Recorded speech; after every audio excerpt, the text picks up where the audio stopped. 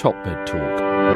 All right, well, this is Top Med Talk at the Intensive Care Society State of the Art meeting 2018 here in central London, beautiful London. And I am Desiree Chappell, host, and I am joined tonight by some friends of the family.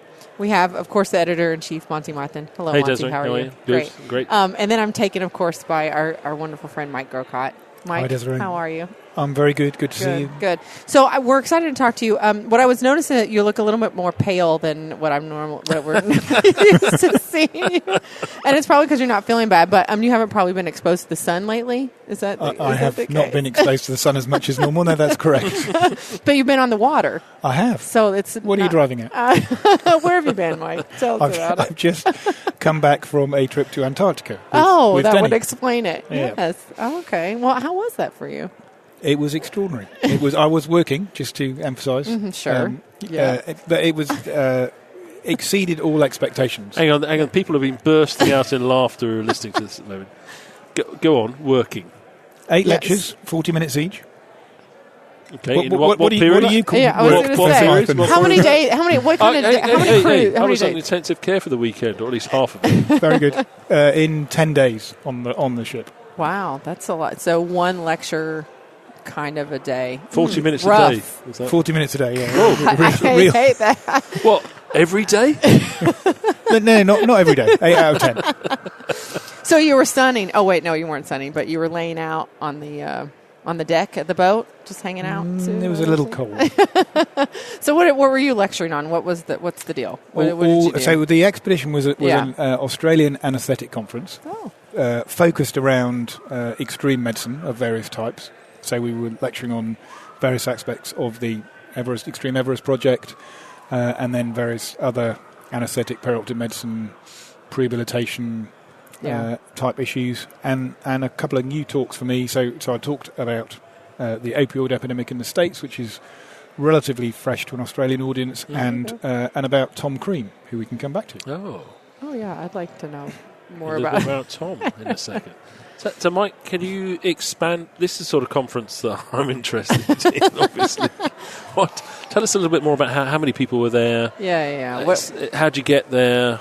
So what was the conference centre like? The conference centre was a ship called the National Geographic Explorer, which is a ship specifically designed for doing polar exploration north and south. And originally their ambition had been to half fill the ship, which has a capacity of 150, with anaesthetists, or anesthesiologists, as they're starting to call them in Australia these days. And they had so much interest from Australians that they virtually filled the ship. So they had to move some of the people who'd previously planned, who were not anaesthetists, to come on the trip onto other trips. So do they do this expedition? It's always about extreme environments and things like that? This is very specific. This group of people have never done it before. It was apparently done about 20 years ago. And may or may not happen again in the future, but this was a novel project from the 3 people who organised it. Oh, that's really cool. And so you said some of the topics that you were talking about. Extreme, and then what was acclimatisation to altitude, the Extreme Everest project, rehabilitation, opioid epidemic, whole spectrum of different things. But there was a general flavour of extreme medicine. So one of the other guest speakers was a chap called Mike Barrett, who's an astronaut, who's a physician. So I was going to ask, who else was on there talking about these types of things? They had a lady who'd been at base camp during the avalanche in 2016, I think it was, and had a very harrowing tale to tell, and then various other pure anaesthetic talks, but a bunch of them that were focused on different aspects of extreme physiology. Monty. So Mike, it sounds like you spend quite a lot of time in ships in the little bit I've seen on the movies and stuff, it sounds like big seas. Is it? How'd you get there? Did you fly to South America first and then? So we flew, direct flight from London to Buenos Aires, and then you take a charter down to Ushuaia, which is off the bottom of South American mainland in Tierra del Fuego. Yep. And then the ship goes from there, and it crosses a piece of water called the Drake Passage, which is the water that separates the bottom of South America from the Antarctic Peninsula, which is about 500 miles across. How many days at sea when you do that bit? About 36 hours, maybe a bit longer, depending on conditions. Oh, is that all? I thought it was like days and days. 36 I've only hours been away 2 weeks. No, but I don't know why. It's sort of 36 to 48 hours, depending on whether you Okay. go to the Okay. South Shetland Islands, which are a bit closer, or whether you go round. And on the way down, we'll come back to the way back in a second. I mean, I just have this image of horrible, big, messy seas. So the way down was really benign, and Okay. we got to. We actually went direct to the South Shetland Islands, which are a little bit north of the peninsula, and I think there was a slight feeling of disappointment that people hadn't had the full Drake Passage experience, because it really was very steady. And So channel crossing or a bit bigger? Isle of Wight, other side of the Isle of Wight. Cruising in the still Caribbean. sort of 2 or 3 metre waves. Okay. But in a 350-foot ship. But stabilised and not Stabilised, feeling pretty not too comfortable. much thrown up going on, because I get badly seasick. It was troublesome on the treadmill, Okay, but Oh. apart from that, it was fine. Yeah, gotcha. interesting. And you get there and Hike? Not much. So you can go ashore sometimes. They have a fleet of Zodiacs, so Yeah. very fancy rubber dinghies, basically, that will take you ashore on various islands, and you can go and see the penguins. Actually, probably the best experience was simply the ship sailing up and down something called the Lemaire Channel, which is just this very scenic channel, probably a mile or so wide, a little bit wider, filled with pack ice, but the ship is capable of going through that. So they went all the way through and all the way back, and we saw killer whales and humpbacks and seals and all sorts, and that was awesome. extraordinary. Yeah.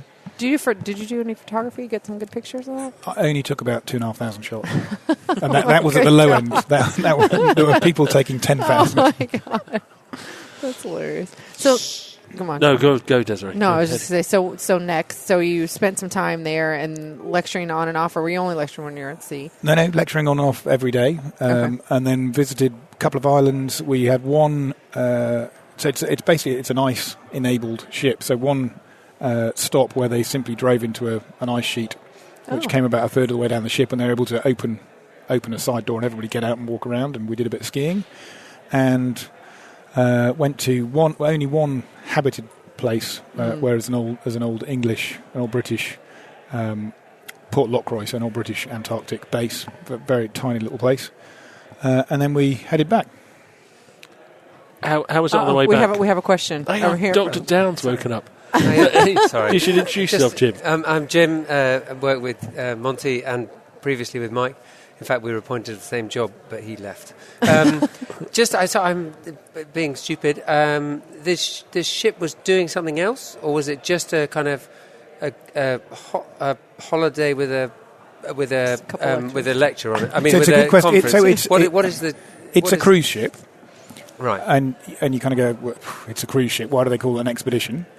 And I was definitely sceptical going into it about the whole expedition label, and living is comfortable. The food is good, but the conditions are definitely challenging. So everything you do is dependent on the ice conditions and the weather. For example, the first day we were near the mainland, we were able to go down into the Weddell Sea, which is normally completely impossible because there'd been a big storm that had blown the ice south. So we went down and saw some marine life that we wouldn't otherwise have seen. But it's called the National Geographic. So the ship is called the National Geographic Explorer. It's owned by a company called Lindblad, who do basically expedition cruises. So they only do the Antarctic, the Arctic, Right. And only through like National Geographic labeled kind and of things. they've been a partner with National Geographic for a decade or more. Gotcha. So there are National Geographic photographers on board, and So it doesn't count, I don't think, as an expedition. I haven't really done much of this, but unless it gets messy. So when did it get messy? it was intriguingly medium messy during the trip, in that we'd wake up and they'd say, well, we were going to go there, but we've gone to another place because there's pack ice all over the place there, or a storm. It got more properly messy when we came back across the Drake Passage, and we left slightly early to avoid a storm that we didn't completely avoid, and it was quite rough for about 36, 40 hours. Hang on, it was 36 on the way down. Where'd you get the extra hours from? Well, you go a bit slower when it's rougher. Okay, gotcha. And definitely when you stop when the boat gets damaged. And Oh, no, okay, here we go. Jim, it's an expedition.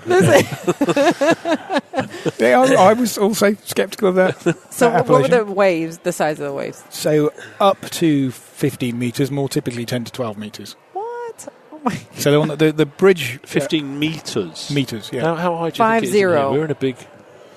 1.5 meters. It's like So 50 feet. 45 feet. 50, Yeah. yeah. Whoa. And what's the... Do they... presumably they don't tell you the risk of I don't think the perishing. boat was seriously in danger, but it was of sufficient magnitude to give it a couple of flesh wounds, basically. Do you have to strap down for that? No, but you have to hold on tight. Most people Do you need to put your life preserver on? So you don't get thrown against the walls and stuff. When you're in 50-foot waves, does that mean when you're on in the trough, you look up 50 feet? Or is it... It's peak to trough. So the bridge... The floor of the bridge, which is about 4 or 5 stories up, is at 13 metres. Okay. And in a flat boat at 13 metres, you're looking up a couple of metres at something which is only about 15, 20 metres away. Okay. So they're properly big seas, and with wind gusting sort of force 10, gusting 11. And a boat, it's not going to come over very well on the radio, but is the boat dipping toe up, or is it rocking side to side? Are people getting whacked around in the boat? Or? Walking around is difficult. There's ropes in the corridors to hang on to, and you have to crawl. Even on the bridge, a big one, you're definitely holding on to things. So people were outside of their room during this? I mean, I would think not that you much. kind of hunker down. So a bit, but they had ginger ale for everybody, just in case they were getting a little sick. So master and commander, which everyone may not have seen, when they go around the horn, is it that sort of thing? When they have to cut the sea anchor from the back? Maybe that's not a good example, but I guess the seas are... I mean, the boat is very able. It's got stabilisers. The skipper and the crew are extremely good. I mean, astonishingly good. But the seas are really big. But I guess the thing that makes them manageable is the wavelength is very long. Okay. Southern Ocean, the the waves are going all the way around, and the wavelength is... I would guess 100 metres. It's not the notorious short chop of the Strait of Gibraltar. No. It's not. Do you want to tell us a story about the short chop? I do not. You could do that in a paddleboard. But go on. So it's a long roll. It's generally long roll, but it gets a bit chaotic if the wind shifts around or if you get close to shallows. So the boat actually lost some windows then.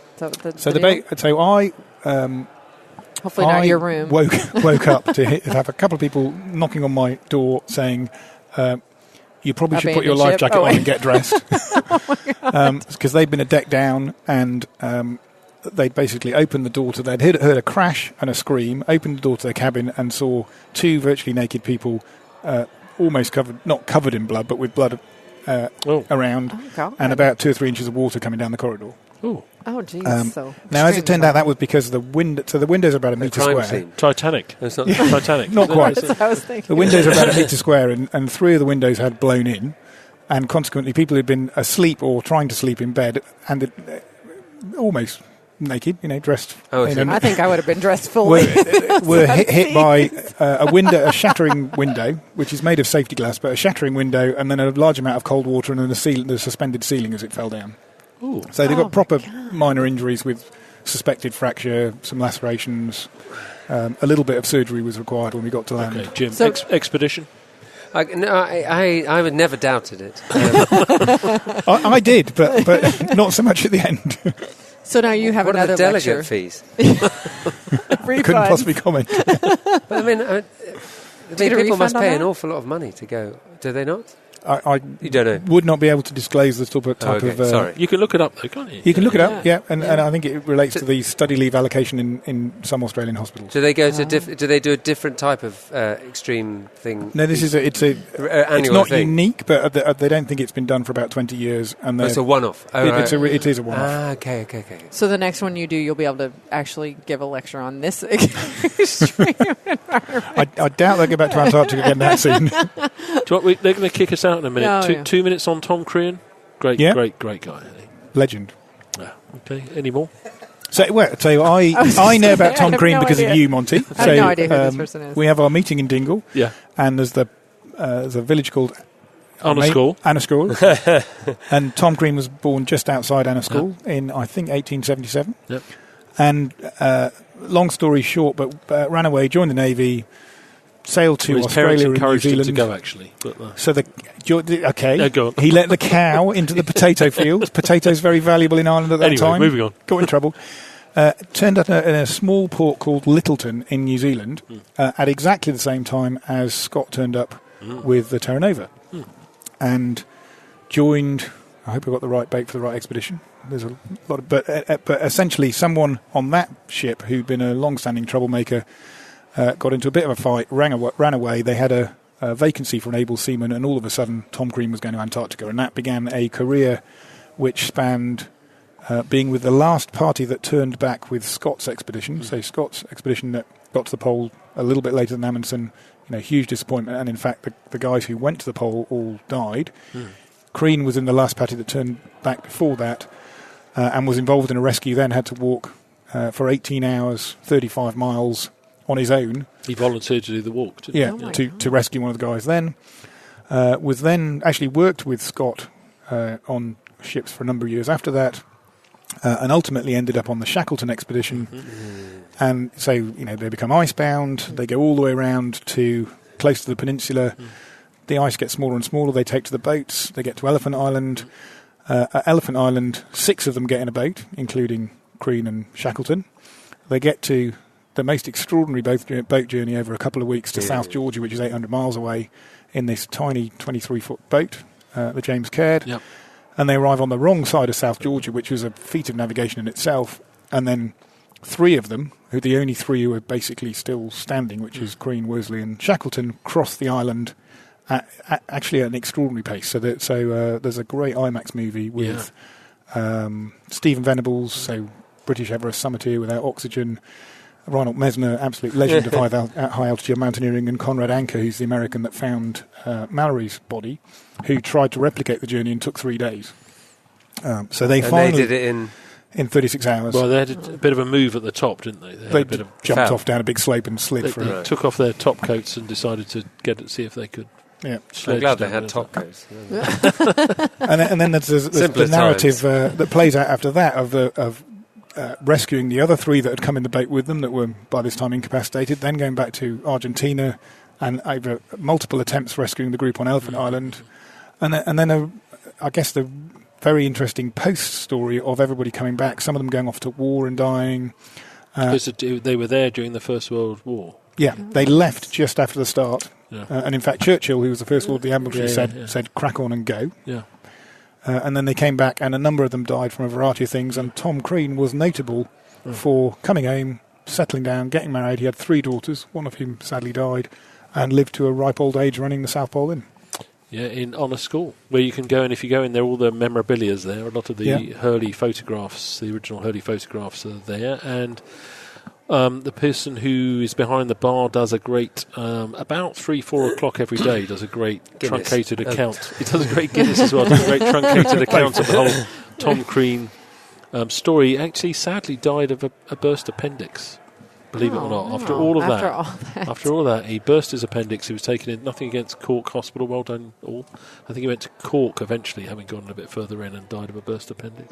Which could bring us on to emergency laparotomy, but probably shouldn't be. If you want to go and visit that, the other thing is, if you want to go and see the boat, you can see the replica, in, I think, still in the Naval Museum in Greenwich. Dulwich College. Yeah, the original's in Dulwich College. Oh, the replica, The replica, which you can't go to Dulwich College unless you ask nicely and see the original, because Shackleton was, I think, from Dulwich College.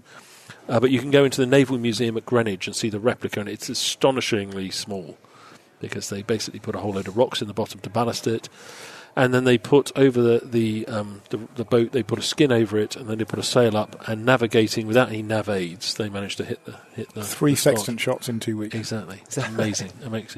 So that's a longer thing. So your story's a bit pathetic, really. It is, but I have to say, having known of the Crean story for 2 decades now, it was absolutely brilliant doing the research and getting the full story. So did you tell that story before you left and just crossed before we back left over? You're a Creanophile now, are you? I am. Yeah, going to go look at it properly.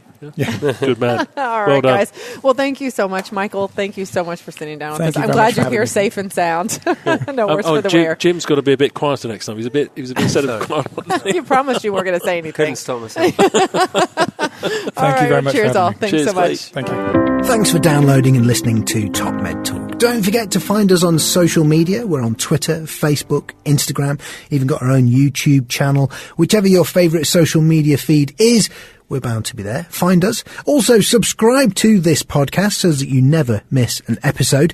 And make sure you go to the Top Med Talk website, topmedtalk.com, and get on board with the email updates. Oh, whilst you're at it as well, I suggest you download our entire back catalogue. We're categorising at the moment. We're having a little look through it. It may not always be in the form that you currently find it. So if you get your hard drive ready for a full-on download via the website perhaps, or perhaps through your podcatcher. Oh, and if you fancy meeting us, why not go to the website ebpom.org/meetings. Our next big event is EBPOM USA, the Dallas Masters Course, a perioperative care practicum. Have a look for details of that and some of the other meetings coming up across the next year. ebpom.org/meetings.